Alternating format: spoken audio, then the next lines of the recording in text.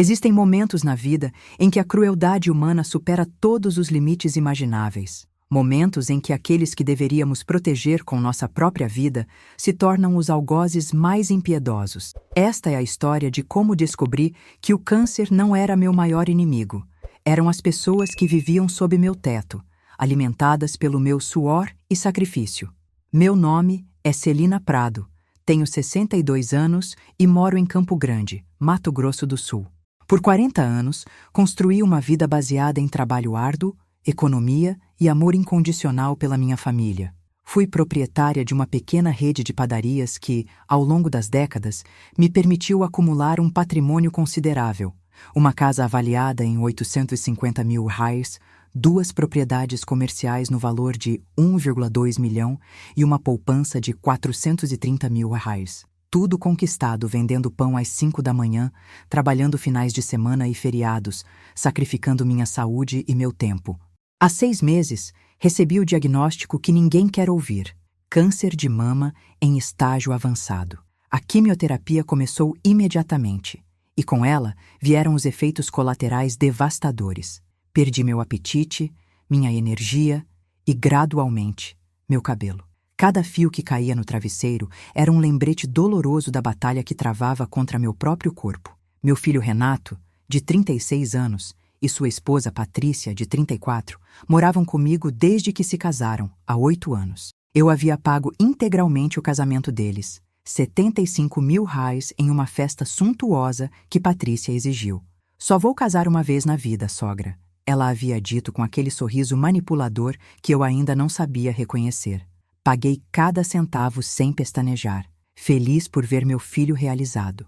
Na manhã do meu aniversário de 62 anos, 15 de outubro, acordei mais cedo que o habitual. Durante a madrugada, os últimos fios de cabelo haviam se soltado completamente. Passei a mão pela cabeça lisa e senti as lágrimas queimarem meus olhos, não pelo cabelo em si, mas pelo que aquela perda representava, a evidência física da doença que consumia meu corpo. Eu ainda estava deitada, olhando para o teto e tentando reunir forças para enfrentar mais um dia, quando ouvi passos apressados no corredor. A porta do meu quarto se abriu bruscamente, sem batidas, sem cerimônia. Patrícia entrou com aquele andar característico, como se o mundo lhe devesse favores. Seus olhos percorreram meu rosto e pararam na minha cabeça careca. E então ela sorriu. Não foi um sorriso de compaixão ou empatia. Foi um sorriso de satisfação cruel, de triunfo malicioso. Agora você está pronta para o velório, velha parasita. As palavras saíram de sua boca com uma leveza assustadora, como se estivesse comentando sobre o clima. Finalmente não vamos mais ter que fingir que nos importamos com você. Quanto tempo mesmo os médicos disseram que você tinha? 6 meses? 3? Meu coração pareceu parar. Olhei para a porta e vi Renato parado ali, meu único filho, o menino que carreguei no colo, que embalei durante noites de febre, que eduquei com todo o meu amor. Ele estava encostado no batente, braços cruzados, olhando para o chão, silencioso, cúmplice no silêncio. Renato? Minha voz saiu fraca, quase um sussurro. Você vai deixar sua esposa falar assim comigo, no dia do meu aniversário?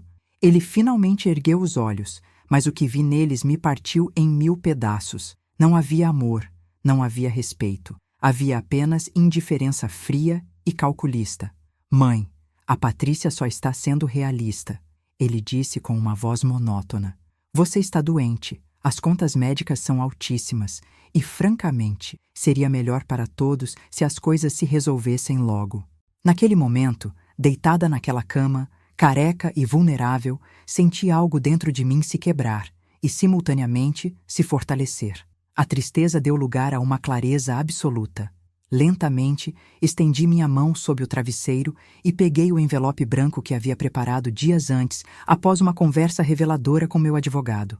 Leiam com calma, eu disse, sentando-me na cama com uma dignidade que eles jamais poderiam tirar de mim. Patrícia arrancou o envelope da minha mão com ganância. Renato se aproximou, olhando por cima do ombro dela.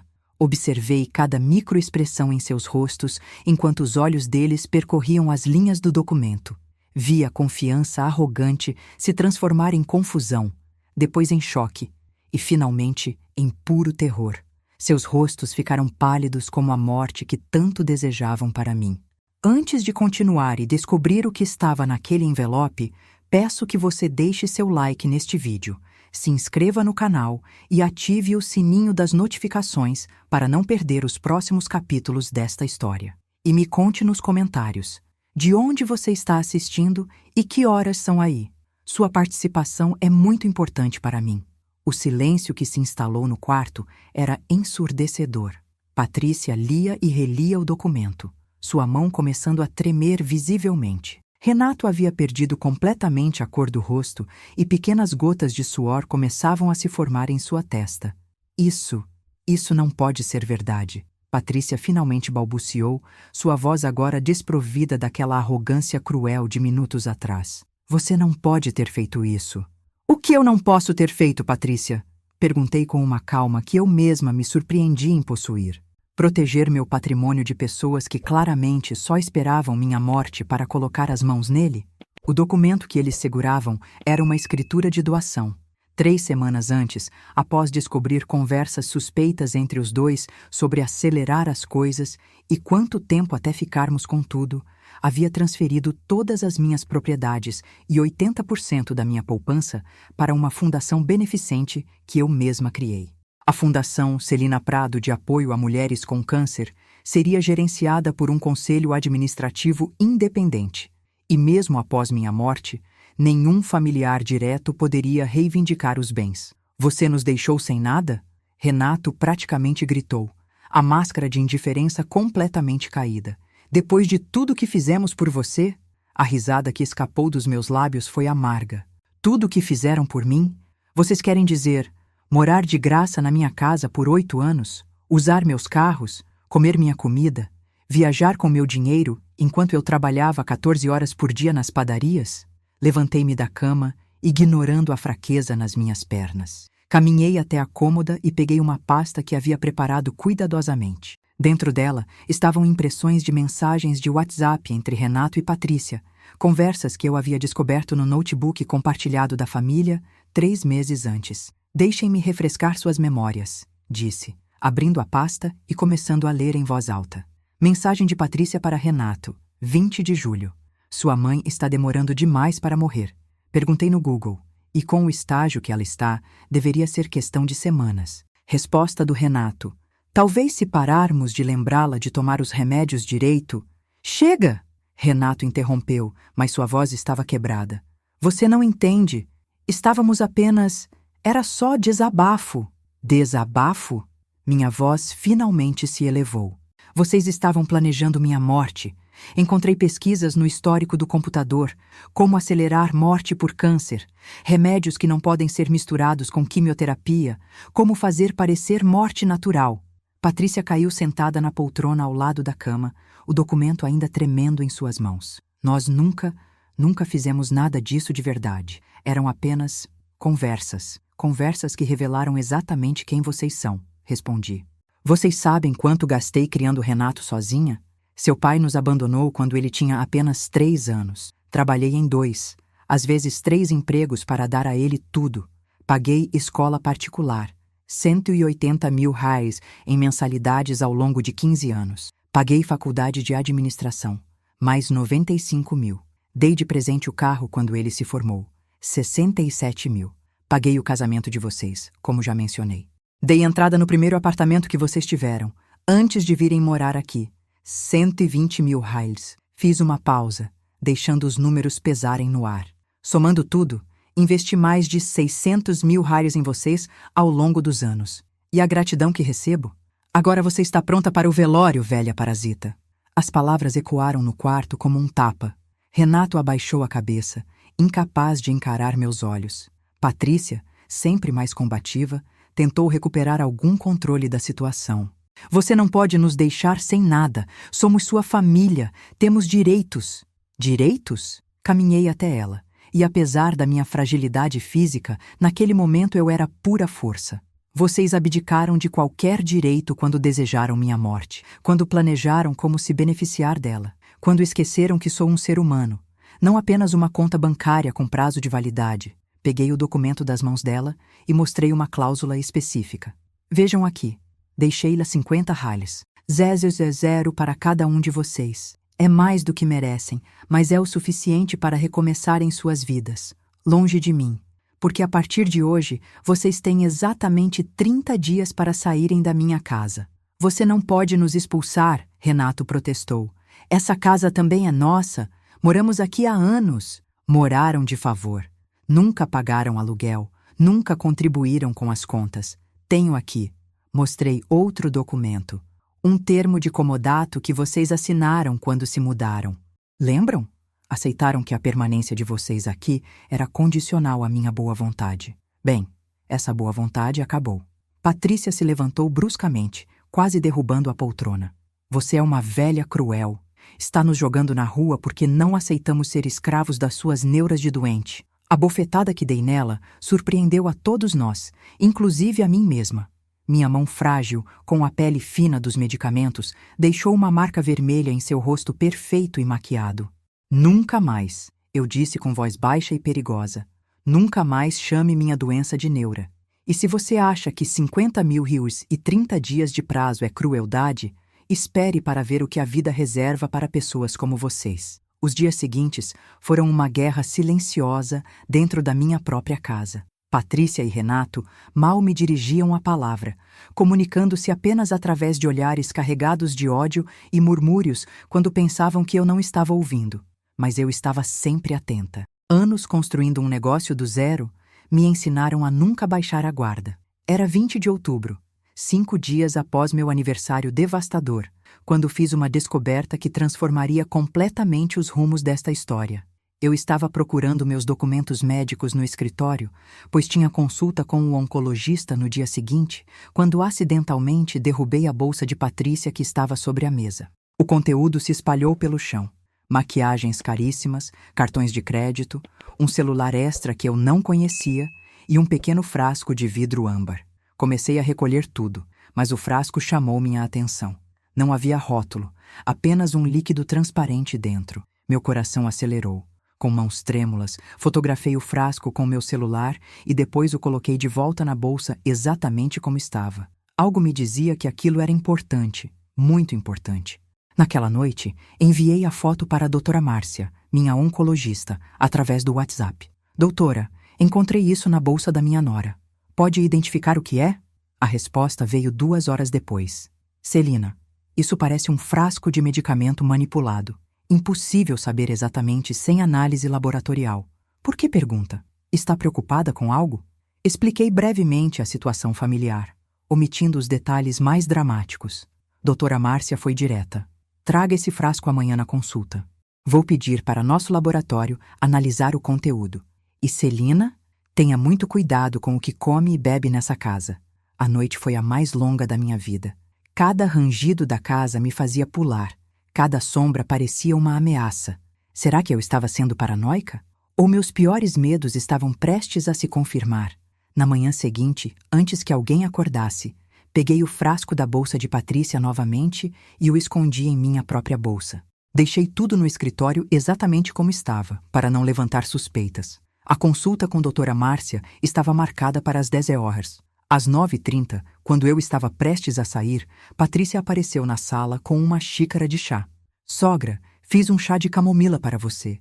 Sei que está estressada com tudo isso. Quis fazer as pazes. Seu sorriso era doce demais, artificial demais. Que gentileza, Patrícia, respondi pegando a xícara.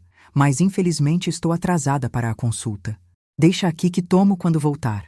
Vi um flash de irritação atravessar seu rosto, mas ela rapidamente se recompôs. Claro, sogra. Boa consulta. Assim que saí de casa, despejei o chá em um frasco vazio que tinha na bolsa. Não ia tomar aquilo de jeito nenhum. No consultório, doutora Márcia me recebeu com uma expressão séria. Celina, mandei analisar o conteúdo do frasco de forma emergencial. Os resultados são perturbadores. Ela colocou um laudo na minha frente. Mesmo sem entender toda a terminologia médica, algumas palavras saltaram da página. Digitalis purpúrea, dosagem letal, incompatível com medicamentos para tratamento de câncer, pode causar parada cardíaca. Em português claro, doutora? Pedi, apesar de já imaginar a resposta. É veneno, Celina. Uma dose alta o suficiente para matar, mas fracionada de forma que parecesse morte natural, especialmente em alguém com sua condição de saúde. Se você tivesse ingerido isso regularmente, teria uma falência cardíaca que seria atribuída ao câncer ou às complicações do tratamento. O consultório pareceu girar ao meu redor. Eu sabia que Patrícia e Renato eram gananciosos, cruéis até. Mas assassinos? Eles realmente planejavam me matar? Trouxe também uma amostra de um chá que ela me ofereceu hoje, disse, entregando o outro frasco para a doutora. Doutora Márcia ligou imediatamente para o laboratório solicitando análise urgente. Enquanto esperávamos, ela fez uma pergunta que mudaria tudo. Celina, você quer envolver a polícia nisso? Fiquei em silêncio por longos minutos. Envolver a polícia significaria expor publicamente que meu filho estava envolvido em uma tentativa de homicídio. Significaria destruir completamente qualquer chance de redenção. Mas também significaria justiça.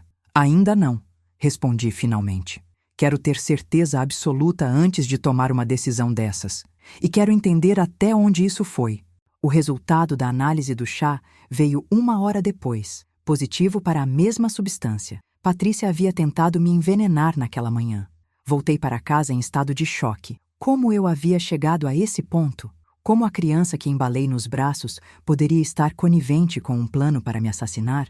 Quando cheguei, a casa estava silenciosa. Fui direto para o escritório e comecei a procurar mais evidências. Se eles estavam fazendo isso, precisaria haver mais rastros. E encontrei. No laptop que Renato raramente usava e achava que eu não sabia a senha, a data de nascimento dele, óbvio, encontrei e-mails trocados com um tal Dr. Santoro, que descobri depois não ser médico de verdade, mas um químico que havia perdido sua licença anos atrás. As doses que você me indicou estão funcionando? Minha mãe parece cada vez mais fraca, dizia um e-mail de Renato, datado de 2 semanas atrás. Continue com a administração diária. Nas condições de saúde dela, ninguém vai suspeitar. Parece deterioração natural da doença. Mais um mês e estará tudo resolvido, respondia o suposto doutor. Mais um mês. Eles me davam mais um mês de vida. E provavelmente estavam me envenenando há semanas. Foi quando percebi. Os enjoos extras que eu vinha sentindo, a tontura constante, a fraqueza que parecia desproporcional ao que os médicos esperavam do tratamento. Não era apenas a quimioterapia. Eles estavam realmente tentando me matar. Com mãos trêmulas, fiz capturas de tela de todos os e-mails, transferi arquivos para um pendrive e salvei tudo em nuvem. Imprimi os mais incriminadores e os guardei no cofre do meu quarto. Naquela noite, durante o jantar, observei Patrícia e Renato com outros olhos. Eles conversavam normalmente, rindo de alguma piada interna, servindo comida como se tudo estivesse bem. Como podiam ser tão frios, tão calculistas? Mãe, você nem tocou na comida. Renato observou. Precisa manter as forças para o tratamento. Estou sem apetite. Menti. A verdade é que tinha medo de comer qualquer coisa que eles tivessem preparado. Nos dias que se seguiram à descoberta do veneno, cada minuto dentro da minha própria casa era uma atuação digna do Oscar.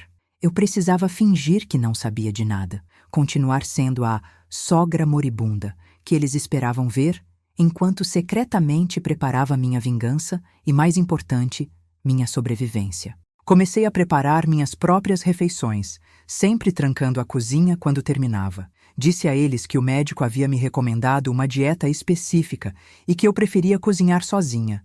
Patrícia fez cara feia, mas não protestou muito. Afinal, menos trabalho para ela. Simultaneamente, entrei em contato com o Dr. Augusto Ferreira, um advogado criminalista renomado em Campo Grande. Levei todas as evidências, o frasco de veneno, os laudos laboratoriais, as capturas de tela dos e-mails, as mensagens de WhatsApp antigas sobre desejarem minha morte. Senhora Celina, ele disse após revisar tudo meticulosamente. A senhora tem um caso sólido de tentativa de homicídio. Posso ter essas pessoas presas hoje mesmo. Ainda não, respondi. Preciso saber se meu filho está completamente perdido ou se há alguma chance de salvação. Preciso de mais tempo, doutor. Augusto me olhou com aquela expressão que advogados experientes têm. Já haviam visto tanta coisa que nada mais os surpreendia. Senhora, com todo respeito, seu filho está ajudando a esposa a matá-la lentamente. Que salvação a senhora ainda busca? Suas palavras doeram porque eram verdade, mas eu precisava ter certeza absoluta. Precisava dar a Renato uma última chance de mostrar que ainda havia algo do menino que eu criei dentro daquele homem. Elaboramos um plano. Doutor, Augusto contrataria um investigador particular para monitorar todas as atividades de Patrícia e Renato. Cada conversa, cada movimento, cada transação financeira seria documentada. Enquanto isso, eu continuaria minha deterioração, agora teatral, para ver até onde eles iriam. O investigador se chamava Marcos Vieira, um ex-policial civil com 25 anos de experiência. Ele instalou microcâmeras discretas em pontos estratégicos da casa, sempre em áreas comuns, nada ilegal, e um software no roteador de internet que copiaria todas as comunicações digitais feitas através da rede doméstica. Dona Celina, Marcos me disse enquanto me mostrava como acessar as câmeras pelo meu celular. Em 25 anos de profissão, já vi muita coisa ruim, mas filho planejando matar a própria mãe, isso está no topo da lista de baixeza humana. Uma semana depois de iniciar o monitoramento, as evidências que coletamos eram estarrecedoras. Em uma conversa gravada enquanto eles achavam que eu estava dormindo, ouvi: Patrícia, você tem certeza que ninguém vai descobrir? A voz de Renato estava ansiosa. Renato, quantas vezes vou ter que explicar? Ela tem câncer terminal. Todo mundo vai achar que foi a doença. O Dr. Santoro garantiu que as doses são indetectáveis em exames normais. Mais 2 ou 3 semanas e estaremos livres. E o dinheiro? Ela disse que doou tudo. Ela está blefando. Ninguém doa milhões assim do nada. Deve estar escondido em algum lugar. Quando ela morrer, vamos revirar tudo até achar. Mas e se for verdade? E se ela realmente doou tudo? Então, vamos contestar no tribunal. Diremos que ela estava mentalmente incapacitada pelo câncer e pelos remédios. Nenhum juiz vai aceitar que alguém em tratamento oncológico estava em pleno uso das faculdades mentais para tomar decisões financeiras dessas. Ouvir aquilo partiu o último pedaço do meu coração que ainda tinha esperança. Não havia redenção, não havia arrependimento, apenas ganância, frieza e maldade pura. No dia seguinte, fingi um desmaio na sala. Caí teatralmente no sofá, deixando Patrícia e Renato entrarem em pânico. Ou pelo menos, fingirem pânico. Renato, chama a ambulância! Patrícia gritou, mas eu notei que ela não fez movimento nenhum para verificar meus sinais vitais ou me ajudar. Tem certeza? E se for a hora? Renato perguntou, e havia esperança na voz dele. Esperança de que eu estivesse morrendo. Idiota! Se ela morrer aqui em casa, vão fazer autópsia. Pode dar zebra. Liga logo. Quando a ambulância chegou, permiti que me levassem ao hospital. Lá, doutora Márcia, que já estava informada do plano, fez uma bateria de exames e me manteve em observação por 48 horas. Durante esse tempo, Marcos Vieira capturou algo extraordinário.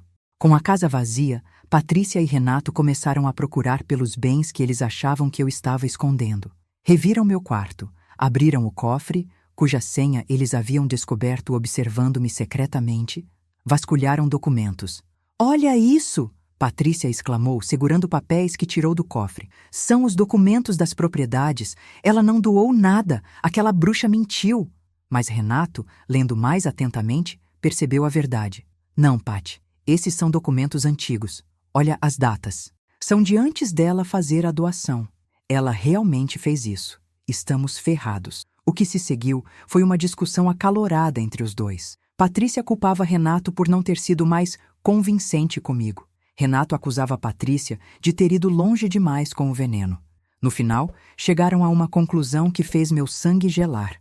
Então vamos acelerar o processo, Patrícia disse com uma calma assustadora. Quando ela voltar do hospital, vamos dar uma dose dupla. Ela vai ter uma parada cardíaca. Vamos alegar que foi o estresse do tratamento. E acabou. Depois contestamos a doação alegando insanidade mental. Metade de 2,5 milhões ainda são 1,25 milhão cada um. E se não conseguirmos derrubar a doação? Aí vendemos a história para a mídia. Filho amoroso cuidou da mãe com câncer até o fim, mas ela, em surto psicótico, o deserdou. Vira livro, vira filme, vira dinheiro de qualquer jeito. Eles estavam literalmente planejando lucrar com meu assassinato de todas as formas possíveis.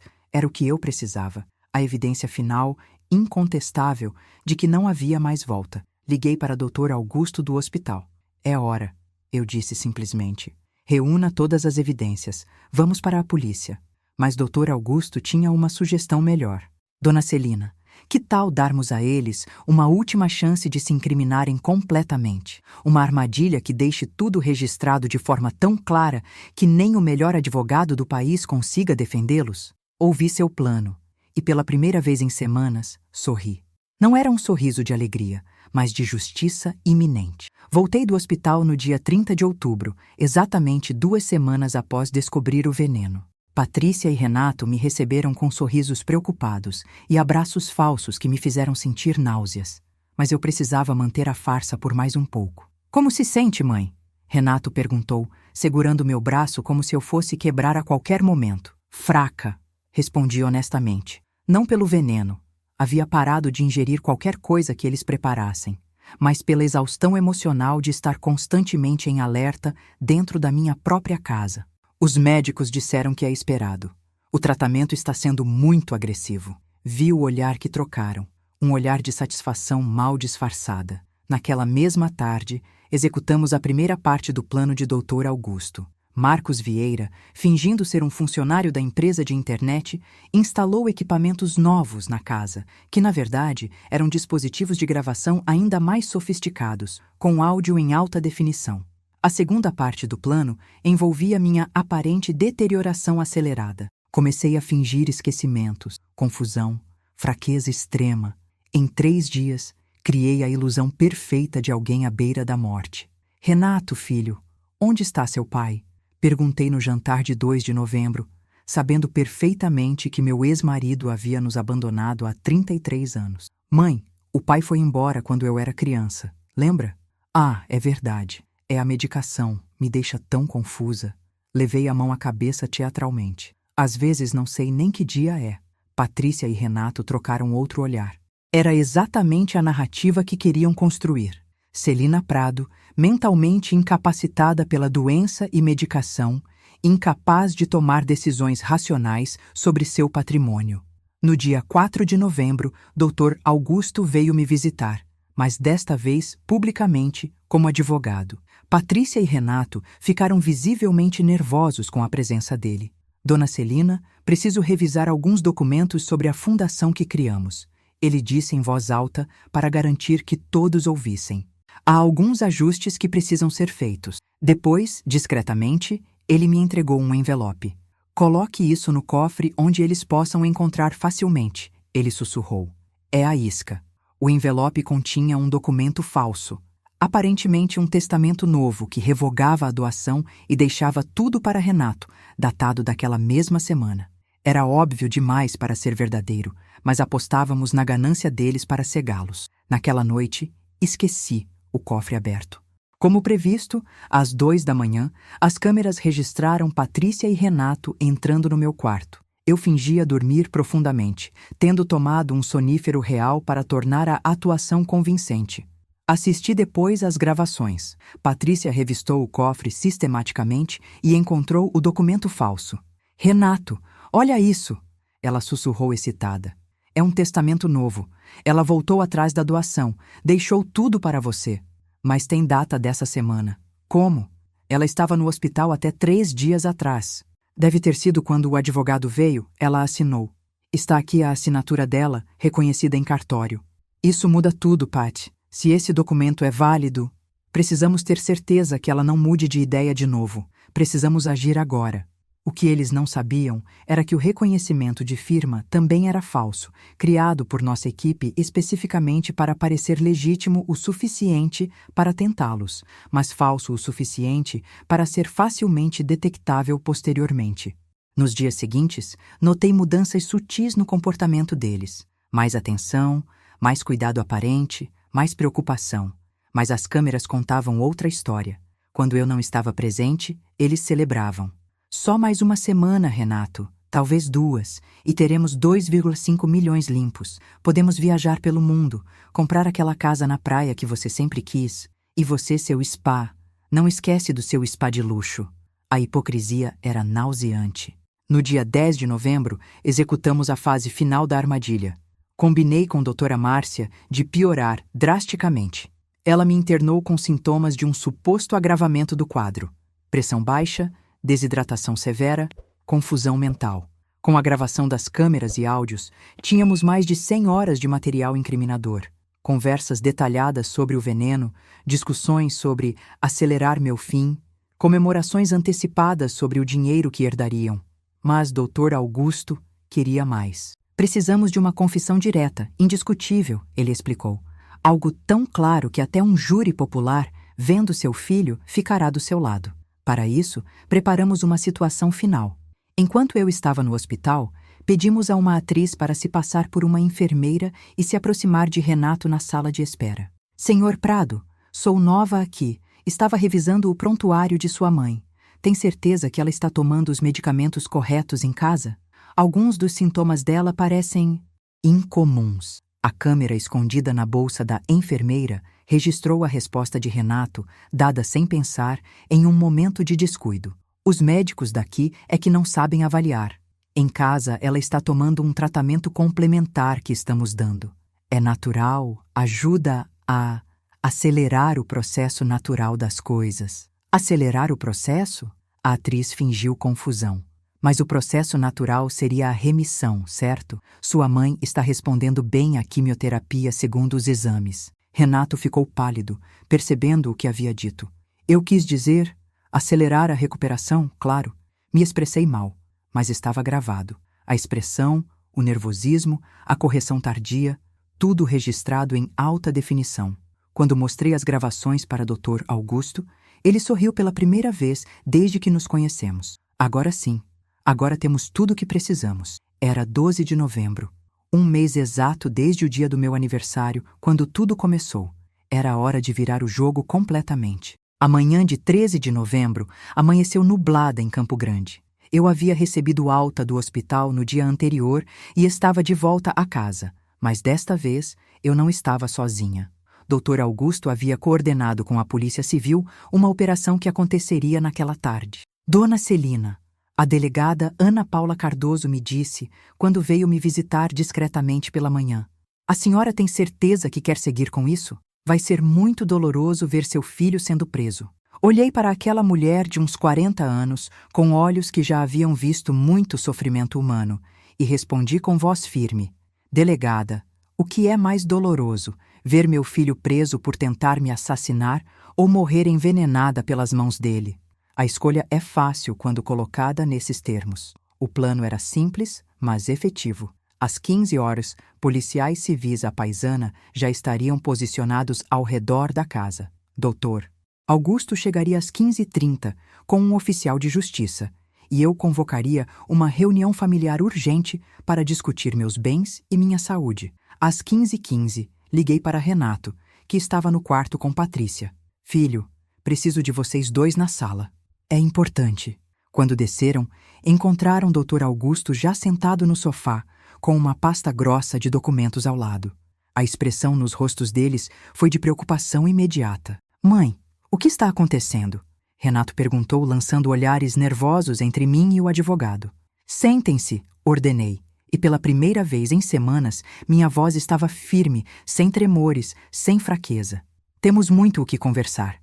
Patrícia e Renato sentaram-se no sofá oposto, seus corpos tensos. Dr. Augusto abriu a pasta e começou a dispor documentos sobre a mesa de centro.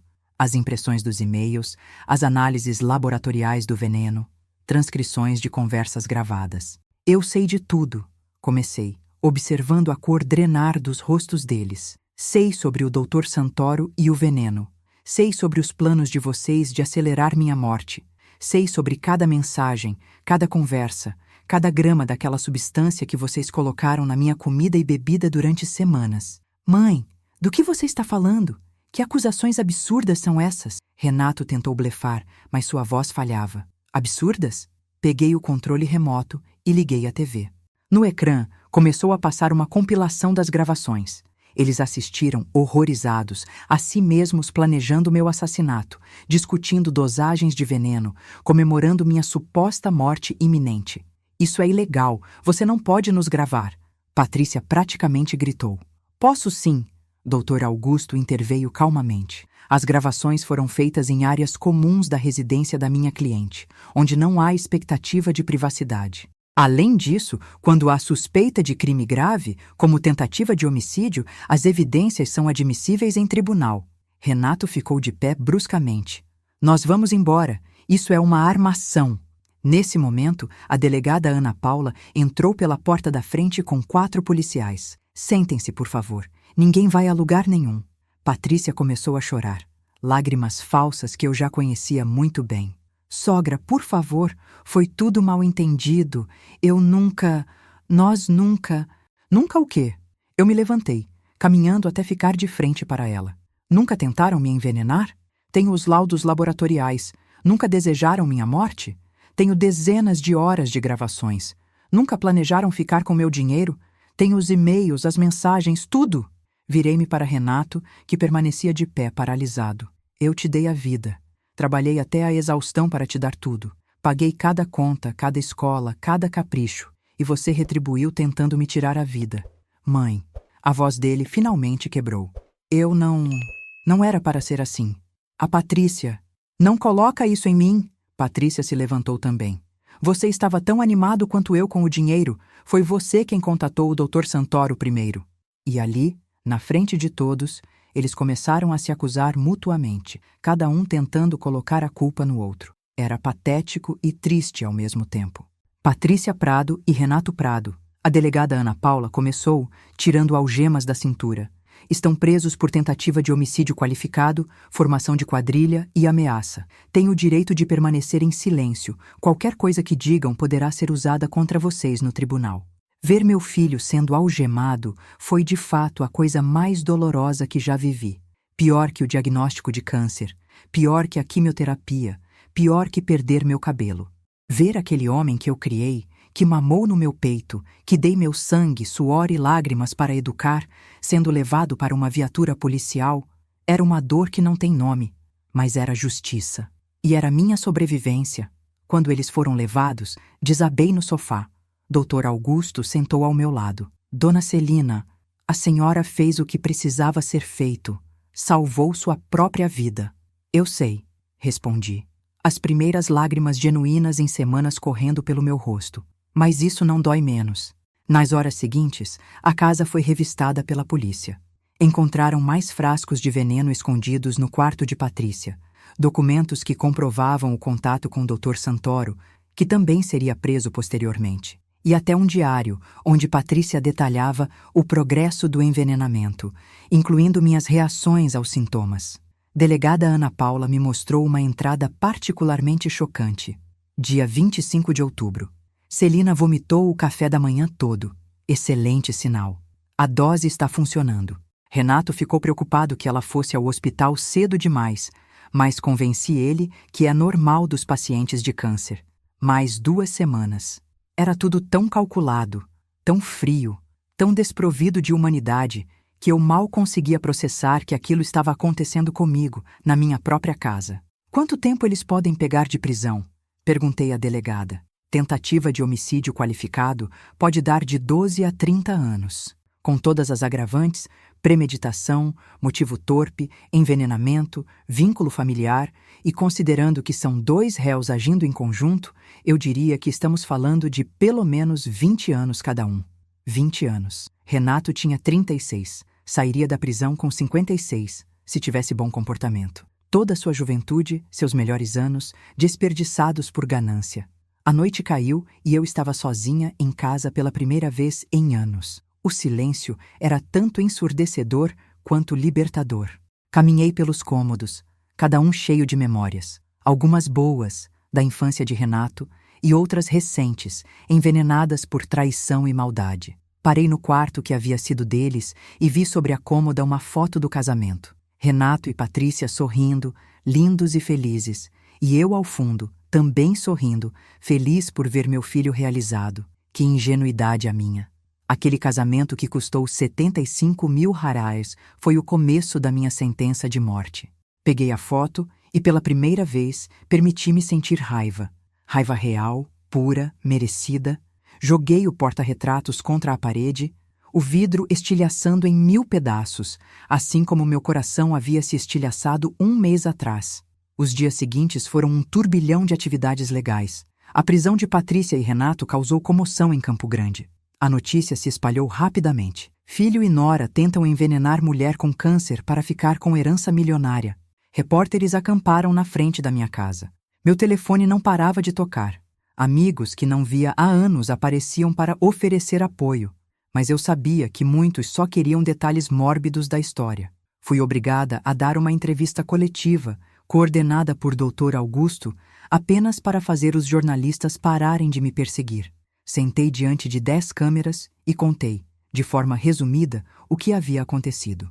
As lágrimas vieram naturalmente quando descrevi o momento em que descobri o veneno.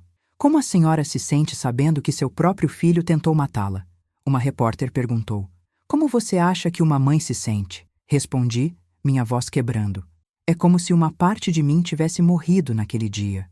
O menino que eu criei, o filho que amei incondicionalmente, não existe mais. Ou talvez nunca tenha existido da forma que eu imaginava. As manchetes nos dias seguintes foram sensacionalistas. Mãe Coragem denuncia filho assassino. Veneno no café, a traição familiar que chocou o Brasil. Mulher com câncer escapa de envenenamento por filho ganancioso. Mas havia outro desdobramento que eu não esperava. No terceiro dia após a prisão, recebi a visita de uma mulher que eu não conhecia. Ela se apresentou como Júlia Martins, de 45 anos, e trazia um envelope amarelado. Dona Celina, preciso lhe contar algo sobre seu ex-marido, Carlos Prado. Meu coração acelerou ao ouvir aquele nome que eu não pronunciava há décadas. O que tem ele? Nem sei se está vivo. Está.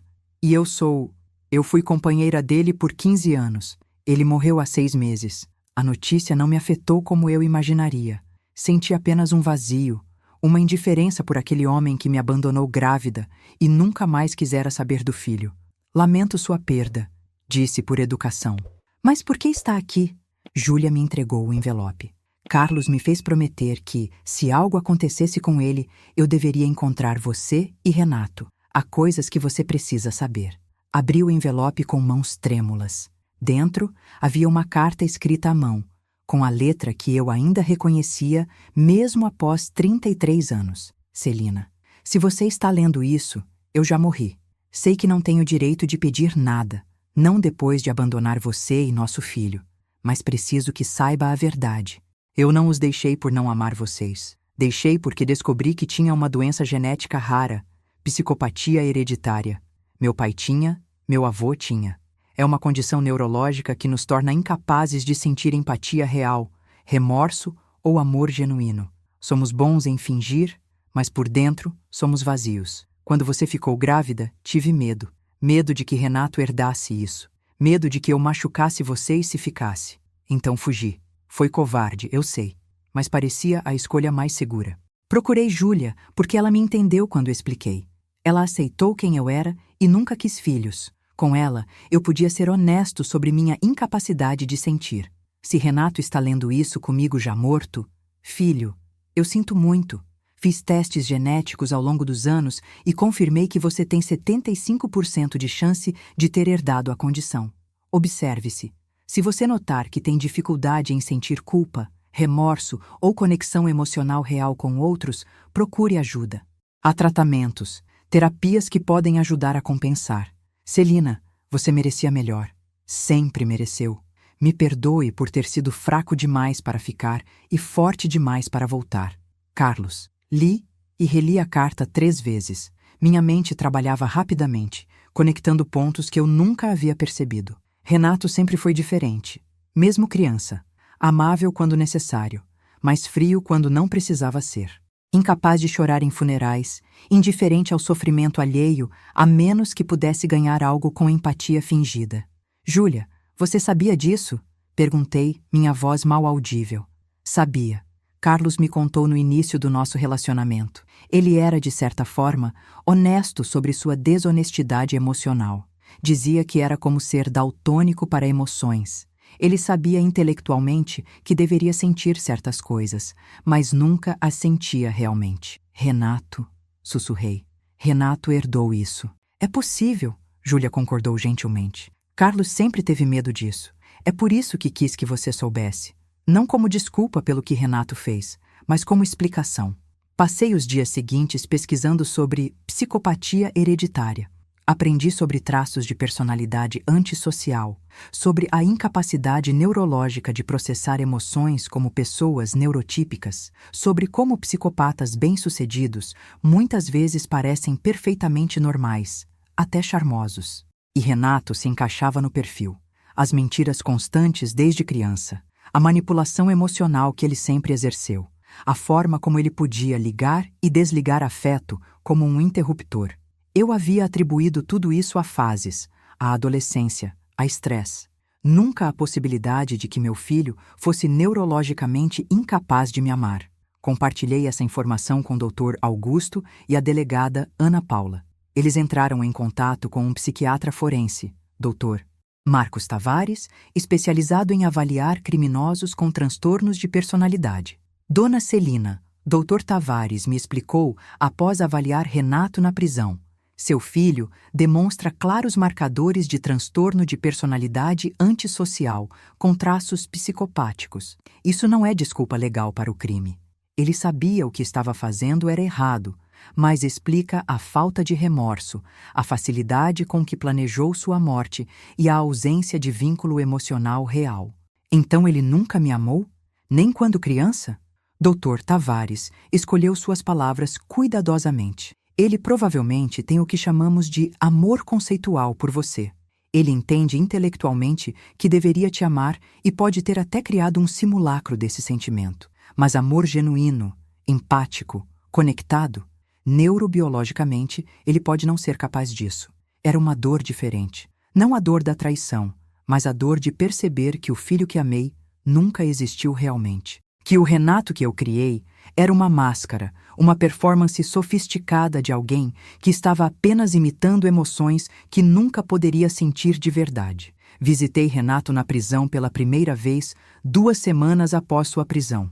Ele estava magro, com olheiras, mas ainda tentando parecer a vítima da situação. Mãe, graças a Deus você veio. Isso tudo é um absurdo. Eu nunca... Renato! Cortei, minha voz firme. Achei a carta do seu pai. Sei sobre a condição genética. Fiz minha pesquisa. Vi algo mudar em seu rosto. A máscara caiu por um segundo. E o que estava por baixo era... nada. Vazio. Ah! Ele disse simplesmente. Então você sabe. Você sabia? Sobre sua condição? Ele deu de ombros. Suspeitava. Sempre soube que era diferente. Mas funciona bem no mundo dos negócios. Sabia? Pessoas empáticas são fracas, hesitantes. Eu tomava decisões que outros não tomariam. Decisões como envenenar sua própria mãe? Parecia lógico na época. Ele disse sem emoção. Você ia morrer de qualquer jeito. Por que esperar?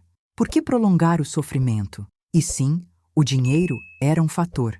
Não vejo problema em admitir isso agora.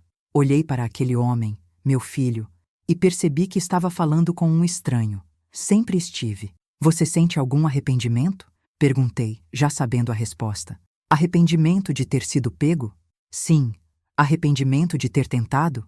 Não realmente. Saí daquela visita à prisão com uma estranha sensação de fechamento. Não era o fechamento que uma mãe deveria ter com um filho, mas o reconhecimento de que algumas coisas simplesmente não têm solução ou redenção. Renato era quem era, e nada que eu tivesse feito diferente mudaria a neurologia dele. Era final de novembro. O verão estava chegando a Campo Grande, trazendo suas manhãs quentes e tardes de tempestades. Eu estava sozinha em casa, mas pela primeira vez em meses não me sentia ameaçada. As fechaduras haviam sido trocadas, um sistema de segurança novo instalado, e eu estava reaprendendo o que era viver sem medo. Meu tratamento contra o câncer continuava. Doutora Márcia notou uma melhora significativa desde que parei de ser envenenada. Celina, seus marcadores estão melhores do que esperávamos. O corpo é impressionante quando não está sendo ativamente sabotado.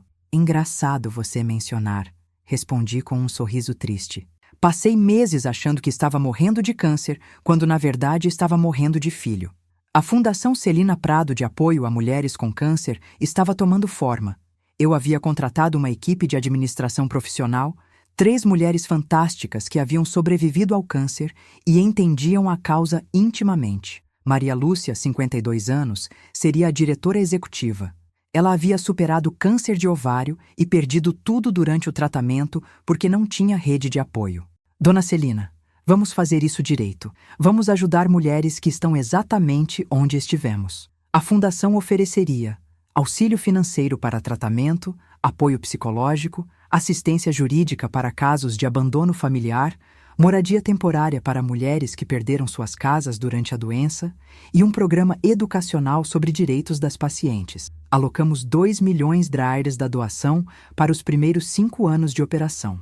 Com investimentos bem geridos, a fundação poderia se tornar autossustentável e ajudar centenas, talvez milhares de mulheres. O julgamento de Patrícia e Renato estava marcado para março do ano seguinte. Seria um processo mediático, com muita atenção da imprensa. Dr. Augusto estava confiante. Com as evidências que temos, uma condenação é praticamente certa. Mas surgiu uma complicação inesperada. Em dezembro, recebi a visita de Marta Prado, a mãe de Patrícia. Uma mulher de 58 anos, visivelmente angustiada, que apareceu na minha porta com lágrimas nos olhos. Dona Celina, por favor, me escute, ela implorou. Eu sei que minha filha fez coisas horríveis. Não vim aqui para defendê-la. Vim para pedir, por favor, não tire dela a chance de se redimir. Convidei Marta para entrar, mais por curiosidade do que por compaixão. O que essa mulher poderia me dizer que mudaria qualquer coisa? Patrícia foi criada por mim e meu marido, Roberto, Marta começou. Roberto era violento, batia em mim, nos filhos. Patrícia cresceu vendo dinheiro como o único meio de escape, de segurança. Quando ela conheceu Renato, viu uma oportunidade de nunca mais ser pobre, de nunca mais ser vulnerável. Isso não justifica tentar me assassinar, respondi firmemente. Eu sei que não justifica. Mas ela é minha filha, Dona Celina. Como mãe, a senhora não entende? E ali estava o dilema. Como mãe, eu entendia? Parte de mim queria dizer não, que Patrícia era um monstro sem redenção. Mas olhando para Marta, vi meu próprio reflexo. Uma mãe devastada pela descoberta de quem sua filha realmente era. Marta, eu compreendo sua dor. Realmente compreendo. Mas entenda a minha. Sua filha tentou me matar. Planejou metodicamente meu assassinato. Envenenou minha comida por semanas enquanto eu lutava contra o câncer. Que redenção pode haver depois disso? A prisão, Marta respondeu. Deixe que a prisão seja a punição. Mas talvez no futuro, quando ela sair, se ela sair, possa haver algum tipo de perdão. Você está pedindo que eu retire a queixa? Não, eu sei que não posso pedir isso. Estou pedindo apenas que, se houver clemência a ser dada, alguma redução de pena possível que a senhora considere. Não por ela, mas por mim, por sua neta. Eu não sabia que Patrícia tinha uma filha. Neta? Isabela. Ela tem 8 anos. Mora com o pai de Patrícia de um relacionamento anterior. A menina não sabe de nada disso. Só sabe que a mãe está viajando. Como vou explicar para ela que a mãe está presa por tentar matar alguém? Crianças inocentes sempre pagavam pelos pecados dos pais. Era o ciclo eterno de dor que se perpetuava através das gerações. Marta, eu vou pensar sobre o que você disse, mas não posso prometer nada. Patrícia precisa pagar pelo que fez. Após Marta sair, sentei no mesmo sofá onde 2 meses atrás havia descoberto que meu filho queria me matar. A vida era uma tapeçaria complexa de dor, perdão, vingança e redenção. Onde traçar a linha? Dr. Augusto não ficou feliz quando contei sobre a visita. Dona Celina, com todo respeito, essa mulher está tentando manipulá-la. Apelo emocional clássico. Eu sei o que ela está fazendo, Augusto, mas ela tem razão em um ponto. Há uma criança inocente que vai sofrer. Isabela não tem culpa. E a senhora não tem obrigação de facilitar as coisas para a mulher que tentou matá-la. Era verdade. Mas será que vingança absoluta era realmente o caminho? Passei o Natal sozinha pela primeira vez em 36 anos. Preparei um jantar simples, acendi uma vela e fiz um brinde a mim mesma.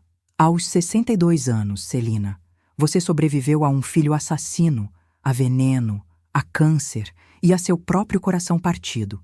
Você é mais forte do que pensava. No dia seguinte, Boxing Day, recebi uma ligação inesperada. Era Renato, ligando da prisão.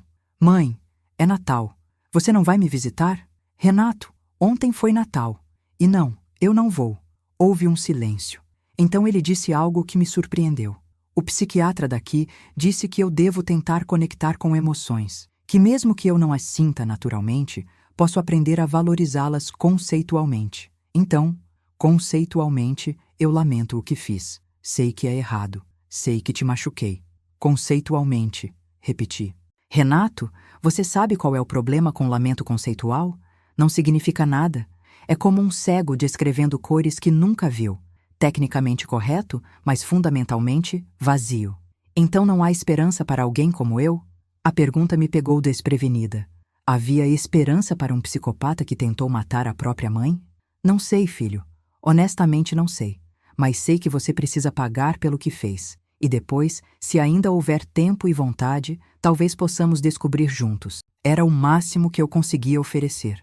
Não era perdão, mas também não era ódio absoluto. Era um meio-termo doloroso e incerto. Março chegou com o calor sufocante típico de Campo Grande.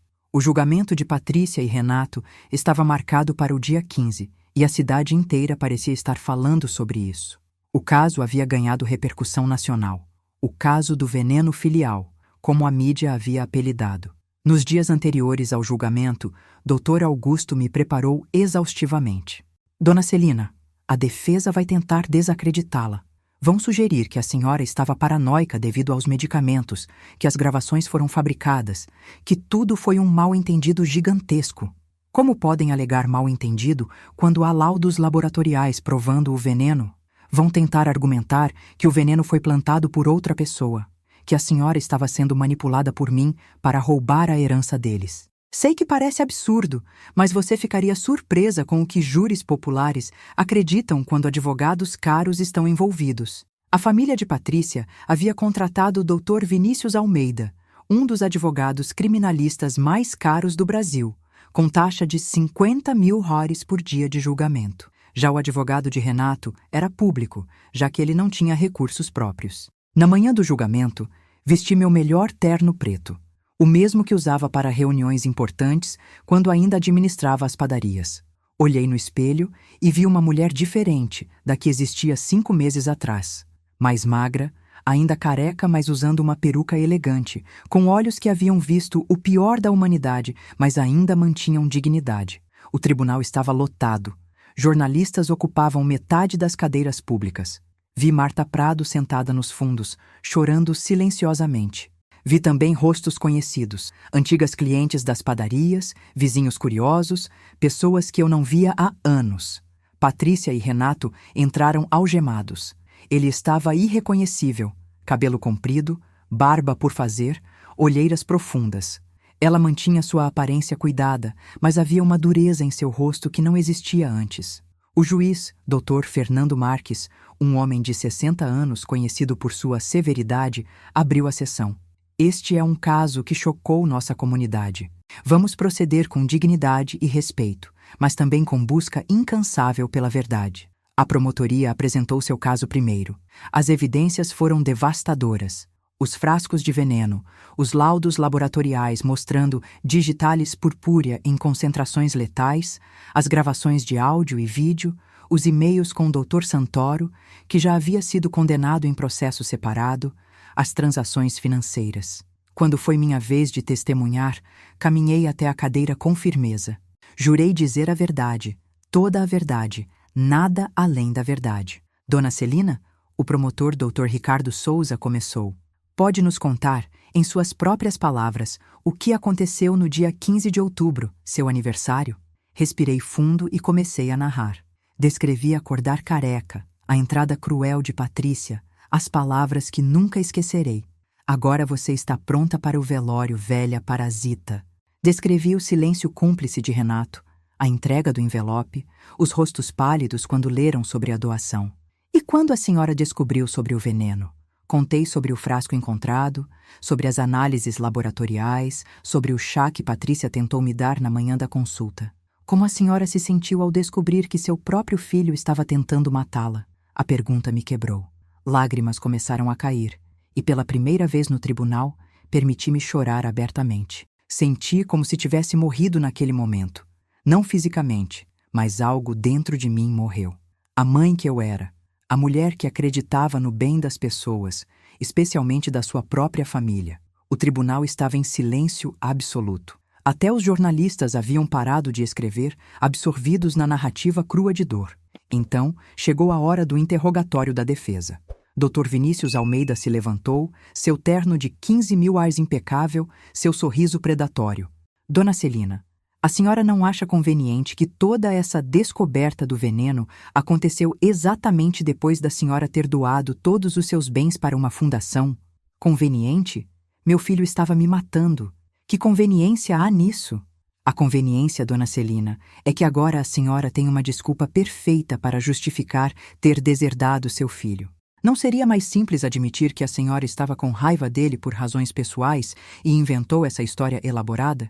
Inventei os laudos laboratoriais, inventei as gravações, inventei os e-mails. Não estou dizendo que a senhora inventou as evidências. Estou sugerindo que talvez tenha interpretado erroneamente situações inocentes através do prisma de paranoia induzida por medicamentos oncológicos. Dr. Augusto se levantou. Objeção. O advogado está especulando sobre condição médica da testemunha sem base factual. Sustentada, o juiz concordou. Dr. Almeida, atenha-se aos fatos.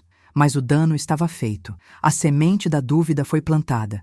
Será que o júri acreditaria que eu estava paranoica? O momento decisivo veio quando a defesa chamou sua própria testemunha especialista, Dr. Paulo Mendes, um toxicologista que eles pagaram 80.000 reais para testemunhar. Dr. Mendes, doutor. Almeida perguntou, é possível que a digitalis encontrada nos frascos tenha sido colocada lá por outra pessoa? Não pelos réus? Sim, é possível. A substância está amplamente disponível em forma concentrada para uso agrícola e veterinário. E é possível que a dona Celina, em estado de confusão mental devido aos medicamentos, tenha contaminado sua própria comida acidentalmente? Dr. Augusto se levantou novamente. Objeção. Especulação absurda. Vou reformular. Dr. Almeida disse. Doutor. Mendes, quimioterapia pode causar confusão mental? Sim. É um efeito colateral conhecido. Era uma estratégia inteligente, mas desesperada. Lançar tantas possibilidades alternativas que o júri ficasse confuso sobre o que realmente aconteceu. Mas então aconteceu algo que ninguém esperava. Durante uma pausa, um dos jurados, um homem de uns 50 anos chamado Pedro Silva, pediu para fazer uma pergunta diretamente aos réus, o que o juiz, excepcionalmente, permitiu. Patrícia, Renato, ele disse olhando diretamente para eles. Vocês se arrependem? Independente de serem culpados ou inocentes, vocês se arrependem do sofrimento causado à dona Celina? Patrícia começou a chorar imediatamente. Sim, me arrependo. Nunca quis machucar ninguém. Mas Renato ficou em silêncio por longos segundos. E então, com aquela honestidade brutal típica de quem não sente necessidade de mentir, disse: Não posso me arrepender de algo que faria sentido lógico na época, mesmo que agora reconheça que foi legalmente errado. O tribunal explodiu em murmúrios. O próprio advogado de Renato colocou a mão no rosto, sabendo que aquela resposta havia condenado seu cliente. O réu está confirmando a premeditação, o promotor exclamou. O juiz bateu o martelo. Ordem, ordem no tribunal. Mas estava feito. Renato, em sua incapacidade neurológica de simular arrependimento genuíno, havia acabado de confessar. A deliberação do júri levou apenas 4 horas. Era tempo recorde para um caso tão complexo, o que geralmente significava uma coisa: a evidência era esmagadora. Quando o júri retornou, li nos rostos deles o veredicto antes mesmo de ser anunciado. O porta-voz, uma professora aposentada chamada Márcia Santos, ficou de pé. No caso do Estado versus Patrícia Prado, pelo crime de tentativa de homicídio qualificado, o júri a considera culpada. Patrícia desabou na cadeira, soluçando. No caso do Estado versus Renato Prado, pelo crime de tentativa de homicídio qualificado, o júri o considera culpado. Renato não se moveu. Não expressou surpresa, medo ou qualquer emoção. Apenas aceitou o veredito com a mesma indiferença que demonstrara ao longo de todo o processo. O juiz doutor Fernando Marques então proferiu as sentenças. Patrícia Prado, Você é sentenciada a 22 anos de prisão, em regime fechado, sem possibilidade de liberdade condicional antes de cumprir 40% da pena. Renato Prado, considerando a ausência total de remorso e os agravantes de premeditação e vínculo familiar, você é sentenciado a 28 anos de prisão em regime fechado, sem possibilidade de liberdade condicional antes de cumprir 50% da pena. 28 anos. Renato teria 64 anos quando saísse, mais velho do que eu era agora. Após a sentença, Dr. Augusto me acompanhou até o carro. Justiça foi feita, dona Celina. Foi? Perguntei, sentindo não triunfo, mas apenas cansaço. Meu filho vai apodrecer na prisão. Eu vou morrer antes dele sair. Onde está a justiça nisso? A justiça está em você ainda estar viva para fazer essa pergunta. Ele tinha razão. Eu estava viva. Contra todas as probabilidades, contra veneno, contra câncer, contra traição familiar, eu estava viva. Nos meses seguintes, minha vida começou a se reorganizar de formas inesperadas. O tratamento contra câncer estava funcionando melhor que os médicos esperavam. Em junho, doutora Márcia me deu uma notícia inacreditável. Celina, você está em remissão. Remissão. A palavra soou como música celestial. Não estava curada. Câncer de mama sempre precisaria de monitoramento, mas estava viva, saudável e livre. A Fundação Celina Prado abriu oficialmente em julho com uma cerimônia emocionante. Já tínhamos 15 mulheres assistidas, recebendo tratamento, apoio psicológico e assistência jurídica. Uma delas, Joana, de 57 anos, me abraçou com lágrimas nos olhos. Você salvou minha vida, dona Celina. Não apenas pagando meu tratamento, mas mostrando que podemos sobreviver mesmo quando nossa própria família nos abandona. Em agosto, recebi uma carta de Renato da prisão. Era diferente das anteriores, mas genuína, dentro do possível para alguém com sua condição. Mãe, os psicólogos daqui me fazem fazer exercícios onde tento mapear emoções que não sinto naturalmente. É como aprender um idioma estrangeiro. Nunca vou pensar nele naturalmente, mas posso funcionar nele com esforço consciente. Usando esse idioma emocional, consigo reconhecer que te causei dano imenso. Não sinto culpa da forma que pessoas normais sentem, mas reconheço intelectualmente que meu comportamento foi prejudicial e violou normas sociais fundamentais. O psiquiatra disse que você pode visitar se quiser, sem pressão. Entendo se não quiser me ver nunca mais. Renato. Chorei lendo aquela carta. Não era o arrependimento que uma mãe gostaria de receber, mas era o máximo que meu filho era neurologicamente capaz de oferecer. Era arrependimento traduzido através de um cérebro que não funcionava como a maioria. Fui visitá-lo em setembro. A conversa foi estranha, quase clínica, mas havia uma honestidade nela que nunca existira antes. Mãe, você me perdoa? Ele perguntou. Não sei se perdoar é a palavra certa, Renato, mas compreendo que você é diferente. Que seu cérebro processa o mundo de forma diferente. Isso não desculpa o que você fez, mas contextualiza. E isso é suficiente? Vai ter que ser. Visitei Patrícia também, mais por senso de fechamento do que por qualquer compaixão. Ela estava irreconhecível. Cabelo grisalho, pele sem viço, olhos que haviam perdido toda a vivacidade. Dona Celina, eu sinto muito. Todos os dias eu penso no que fiz. Se pudesse voltar no tempo... Mas não pode, Patrícia. Nenhum de nós pode. Falei com ela sobre Isabela, sua filha. Quando você sair daqui, se construir uma vida decente, pode ser parte da vida dela novamente. Mas primeiro, você precisa se tornar alguém que mereça estar na vida de uma criança. Em outubro, um ano após meu aniversário fatídico, fiz uma festa, mas desta vez não para a família. Para as 50 mulheres que a Fundação já havia ajudado, para os voluntários, para Maria Lúcia e a equipe que tornava tudo possível. Olhei ao redor da sala cheia de mulheres sobreviventes, cada uma com sua história de dor, luta e eventual triunfo. Cada uma havia perdido algo: saúde, cabelo, seios, famílias, casamentos. Mas todas haviam ganhado algo também: força, perspectiva e uma compreensão profunda de que sobrevivência é a maior vingança. Vocês sabem, eu disse quando pediram que eu falasse. Há um ano, eu acordei no dia do meu aniversário completamente careca, olhei para o teto e pensei que aquele seria meu último aniversário. Meu filho e sua esposa certamente pensavam que seria. Risos nervosos percorreram a sala. Mas estou aqui. Todas nós estamos aqui. E cada dia que acordamos, cada respiração que tomamos, é uma vitória contra tudo que tentou nos destruir. Seja câncer, seja família tóxica, seja abandono, seja desespero. Levantei minha taça. Então, brindo a nós, as sobreviventes, as guerreiras, as mulheres que se recusaram a morrer quando o mundo dizia que deveríamos. As sobreviventes, todas repetiram, taças erguidas. Naquela noite, sozinha em casa, sentei no mesmo quarto onde tudo começou 1 ano atrás. Passei a mão pela minha cabeça. O cabelo estava crescendo novamente, fino, mas presente. Peguei o envelope que havia dado a Renato e Patrícia naquele dia fatídico e o li mais uma vez. Aquele envelope havia salvo minha vida. A decisão de proteger meu patrimônio, de não confiar cegamente, de documentar tudo. Havia sido meu escudo quando mais precisei. Mas mais importante que o dinheiro ou propriedades, eu havia protegido algo mais precioso: minha vida, minha dignidade e minha capacidade de continuar fazendo diferença no mundo.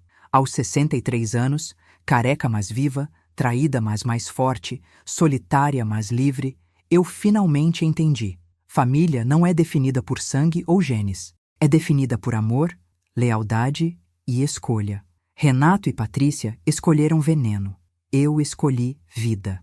E nessa escolha, encontrei minha verdadeira família, nas mulheres da Fundação, nos amigos reais que surgiram durante a crise, na comunidade que se formou ao redor de propósito compartilhado. A história que começou com a pior traição terminava com a maior vitória. Eu ainda estava aqui, respirando, vivendo, fazendo diferença. E isso, descobri, era vingança suficiente. 3 anos se passaram. A Fundação Celina Prado já ajudou mais de 300 mulheres. Meu câncer continua em remissão. Renato cumpre sua sentença e participa de programas de reabilitação para transtornos de personalidade. Não porque mudará quem ele é fundamentalmente, mas porque pode aprender a funcionar melhor na sociedade. Patrícia foi transferida para regime semiaberto após bom comportamento e começou a estudar psicologia, dizendo que quer ajudar outras pessoas a não cometerem os erros que ela cometeu. Quanto a mim, acordei hoje, dia do meu aniversário de 65 anos, e a primeira coisa que fiz foi passar a mão pelo meu cabelo, agora branco, mas meu. Sorri para o espelho e disse: "Bom dia, sobrevivente. E se você chegou até aqui nesta história, quero agradecer por me acompanhar nesta jornada. Se esta história te tocou de alguma forma, deixe seu like no vídeo, inscreva-se no canal para mais histórias reais de superação e me conte nos comentários de onde você está assistindo e que horas são aí. Sua mensagem pode ser exatamente o que outra pessoa precisa ler hoje para continuar lutando. Porque no final, todos nós estamos lutando nossas próprias batalhas. E saber que não estamos sozinhos faz toda a diferença. Com carinho e gratidão, Celina Prado,